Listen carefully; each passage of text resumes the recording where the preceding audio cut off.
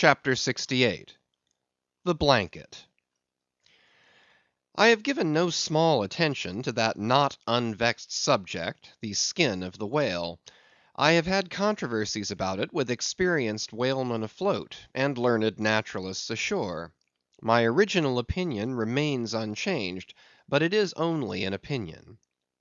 The question is, what and where is the skin of the whale? Already you know what his blubber is. That blubber is something of the consistence of firm, close-grained beef, but tougher, more elastic and compact, and ranges from 8 or 10 to 12 and 15 inches in thickness. Now, however preposterous it may at first seem to talk of any creature's skin as being of that sort of consistence and thickness, yet in point of fact these are no arguments against such a presumption, because you cannot raise any other dense enveloping layer from the whale's body but that same blubber; and the outermost enveloping layer of any animal, if reasonably dense, what can that be but the skin? True, from the unmarred dead body of the whale, you may scrape off with your hand an infinitely thin, transparent substance, somewhat resembling the thinnest shreds of isinglass, only it is almost as flexible and soft as satin; that is, previous to being dried, when it not only contracts and thickens, but becomes rather hard and brittle. I have several such dried bits, which I use for marks in my whale books. It is transparent, as I said before, and being laid upon the printed page, I have sometimes pleased myself with fancying it exerted a magnifying influence. At any rate, it is pleasant to read about whales through their own spectacles, as you may say. But what I am driving at here is this: the same infinitely thin isinglass substance, which, I admit, invests the entire body of the whale, is not so much to be regarded as the skin of the creature, as the skin of the skin, so to speak; for it were simply ridiculous to say that the proper skin of the tremendous whale is thinner and more tender than the skin of a new‐born child. But no more of this. Assuming the blubber to be the skin of the whale, then when this skin, as in the case of a very large sperm whale, will yield the bulk of 100 barrels of oil, and when it is considered that, in quantity, or rather weight, that oil in its express state is only 3/4 and not the entire substance of the coat, some idea may hence be had of the enormousness of that animated mass, a mere part of whose mere integument yields such a lake of liquid as that. Reckoning 10 barrels to the ton, you have 10 tons for the net weight of only 3/4 of the stuff of the whale's skin.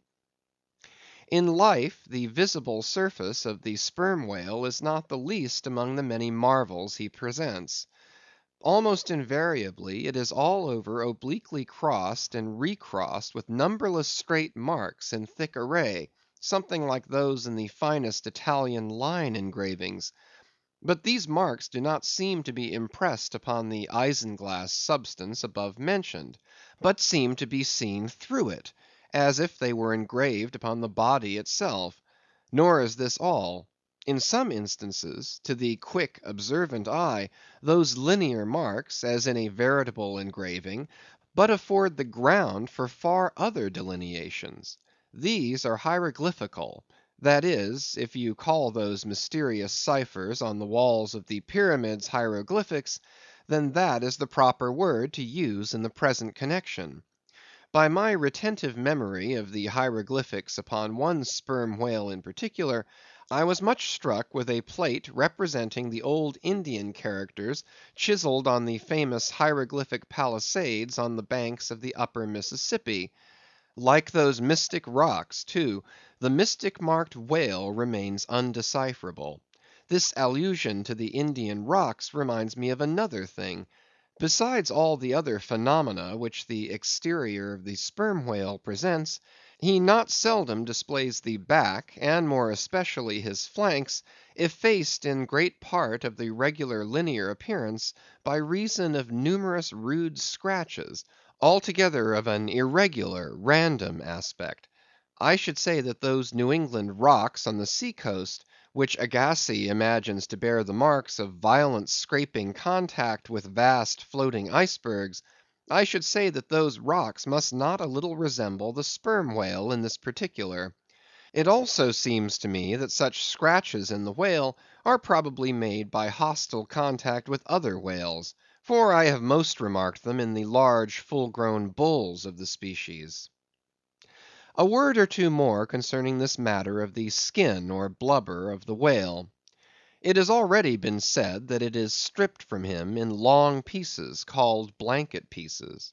Like most sea terms, this one is very happy and significant, for the whale is indeed wrapped up in his blubber as in a real blanket or counterpane, or still better, an Indian poncho slipped over his head and skirting his extremity. It is by reason of this cosy blanketing of his body that the whale is enabled to keep himself comfortable in all weathers, in all seas, times, and tides. What would become of a Greenland whale, say, in those shuddering icy seas of the north, if unsupplied with his cosy surtout? True, other fish are found exceedingly brisk in those Hyperborean waters, but these, be it observed, are your cold-blooded, lungless fish, whose very bellies are refrigerators; creatures that warm themselves under the lee of an iceberg, as a traveller in winter would bask before an inn fire; whereas, like man, the whale has lungs and warm blood. Freeze his blood, and he dies. How wonderful it is then, except after explanation, that this great monster, to whom corporeal warmth is as indispensable as it is to man, how wonderful that he should be found at home, immersed to his lips for life in those Arctic waters, where, when seamen fall overboard, they are sometimes found months afterward, perpendicularly frozen into the hearts of fields of ice, as a fly is found glued in amber. But more surprising it is to know, as has been proved by experiment, that the blood of a polar whale is warmer than that of a Borneo negro in summer. It does seem to me that herein we see the rare virtue of a strong individual vitality, and the rare virtue of thick walls, and the rare virtue of interior spaciousness. Oh, man! admire and model thyself after the whale. Do thou, too, remain warm among ice. Do thou, too, live in this world without being of it. Be cool at the equator; keep thy blood fluid at the pole. Like the great dome of St. Peter's, and like the great whale, retain, O man, in all seasons, a temperature of thine own. But how easy and how hopeless to teach these fine things! Of erections, how few are domed like St. Peter's; of creatures, how few vast as the whale.